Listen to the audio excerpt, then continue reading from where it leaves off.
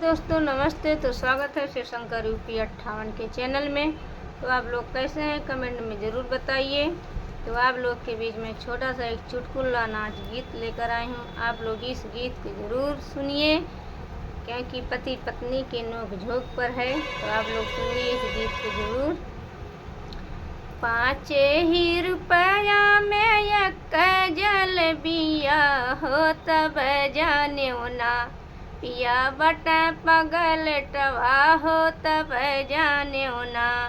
5 रुपया में एक जलेबिया हो तब जाने ना, पिया बटा पगल टवा हो तब जाने ना, पिया बटा पगल टवा हो तब जाने ना।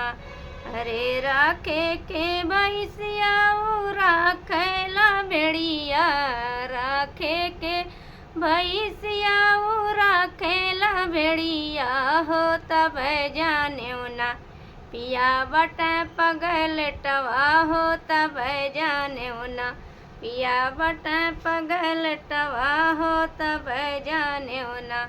राखे के छड़िया राखेला खसियावा, राखे के छड़िया राखे खसियावा हो तब जाने ना, हो तब जाने ना, पिया बटा पगल टवा हो तब जाने ना, पिया बटा पगल टवा हो तब जाने ना।